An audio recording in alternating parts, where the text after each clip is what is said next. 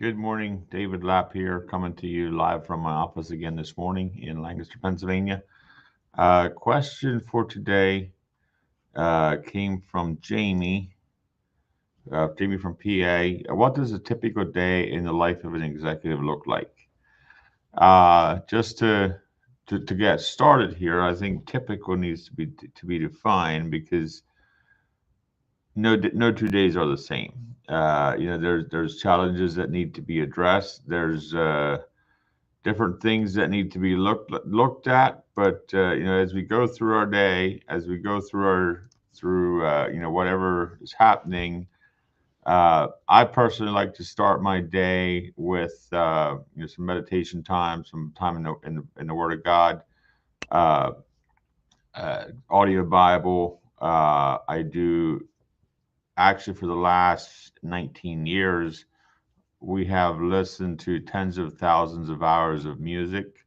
My wife and I, we sleep with music pretty much every night, and it's more of a means to keep my mind, my subconscious focused on where we're going, on who God called us to be, on if you do that, make sure that the music that you're listening to is speaking life into your future. There's as you're sleeping, your subconscious mind can grasp those words, or it can just uh, take in those words, and you want to make sure that the music that you're listening to is speaking life into your future, is actually leading you to where you want to go. Uh, just soft music can subconsciously program your mind to trusting God, to focus on His goodness. Uh, but yeah, it personally, I feel like that has been a huge key for myself personally, to where it builds a foundation on keeping my focus on God and keeping my thoughts centered to where they need to be. Then after that, I used to like to listen to at least a few chapters of the audio Bible first thing in the morning, and just spend some time with God. Uh, when I get to work, there's often meetings throughout the day. I know no 2 days are the same, but I can be in meetings most of the day if I allow that. But my role as an executive at Blessings of Hope is to empower our teams, to lead our teams, to make sure they have what they need to do their job well, and making sure that where we're going as an organization is where we want to be going, and that we keep our focus on that. Uh, you know, Sometimes there's tough decisions that need to be made. Uh, as an executive team, we like to press into God and try to discern where we're going as a team, make sure we stay on track with that. Uh, I work with some of the greatest people that there are, and I know a lot of people say they would never work with their siblings, or with their brothers. I work with two of my brothers pretty much every day, and another individual, Aaron Fisher, and I wouldn't trade it for the world. There's definitely something about family, something about you understand each other, you you get to know the strengths and weaknesses of the people that you work with, and what we've learned over the years is to cover each other's weaknesses and empower each other in our strength. I'd say that is probably one of the biggest keys of what allowed us to get to where we are today with Blessings of Hope, is a solid team that understands how to flow together as a team, and where one of us is weak, someone else is strong, and we're not competing of who's right, who's wrong. It's more of a focus on where are we going as a team, and together we can have a greater impact than if we all try to do our own thing. So I would say, just working together as a team is probably one of the biggest strengths that we have here, at Blessings of Hope.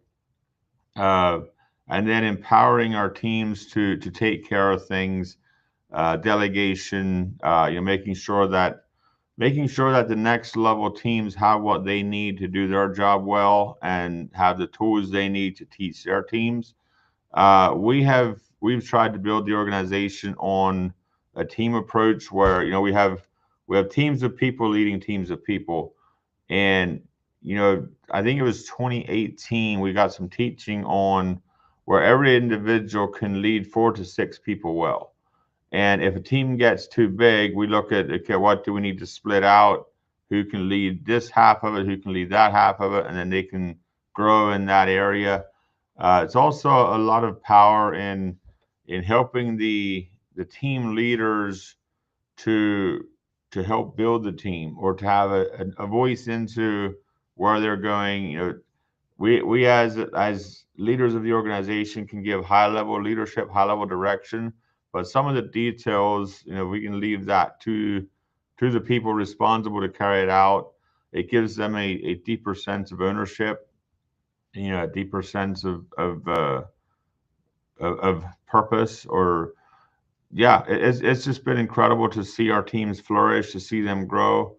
And so, my job as the CEO of an organization like Blessings of Hope is to make sure that the teams have what they need. Like I said, I get into a lot of meetings, probably more meetings than I really even care to get into. But there's, as we keep developing leaders, as we keep developing the organization, we keep pushing out responsibilities, delegating responsibilities.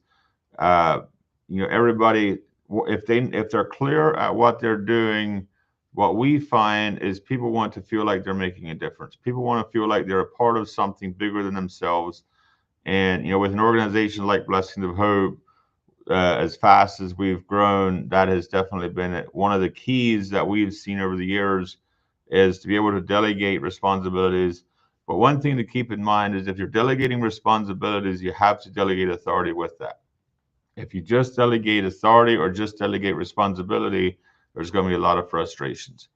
And the level of responsibility that you want to delegate, you have to delegate that level of authority as well, or there'll be a lot of frustrations. And if you give too much authority and not enough of responsibility, it'll be a dictatorship kind of an issue.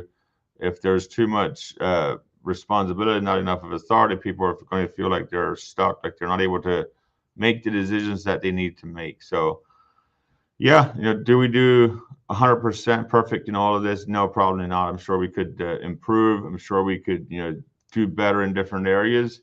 But there's so many ways to keep improving. There's so many strategies to continue growing as an organization. Always open to that. But yeah, it's been a fun journey. Sometimes we're just day by day trusting God for the next step and believing that He has what we need for the next step. One of our favorite Bible verses is 2 Timothy 1:7. For God has not given us a spirit of fear, but of power and of love and of a sound mind. And if you think about it, if God didn't give us a spirit of fear, then we really have nothing to worry about, because we know that if it didn't come from God, then it's not something that we need to be afraid of. And there's a difference between wisdom and fear, or a spirit of fear. At least the way we would see it is, if you have a spirit of fear and you're always worrying about what could go wrong, versus if you're trusting God and you're seeing what God is doing and you're believing that God has your best interest at heart.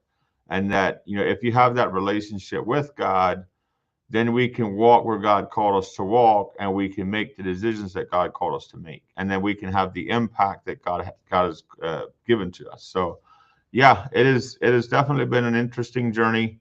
It has been I look back over the last 19, well, actually all of my life, and it has been a lot of fun just to learn to, as a team, walk out some of the opportunities that have come our way, and just seeing God move. It's been amazing. So yeah, thank you for joining me this morning. I love answering questions. If you have questions, feel free to submit them. There should be a link in the comments where whatever platform you're watching this on. That brings it into my system where I can keep track of the questions that I've answered. But I do love answering questions.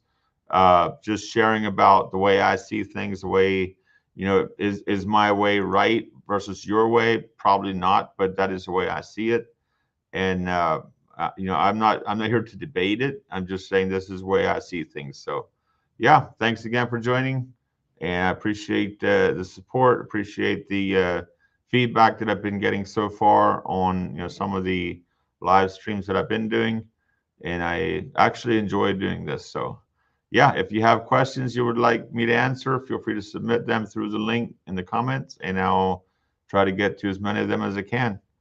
God bless you and enjoy your day. Today is April the 25th, 2025, and it looks like it should be a beautiful day here in Lancaster, Pennsylvania.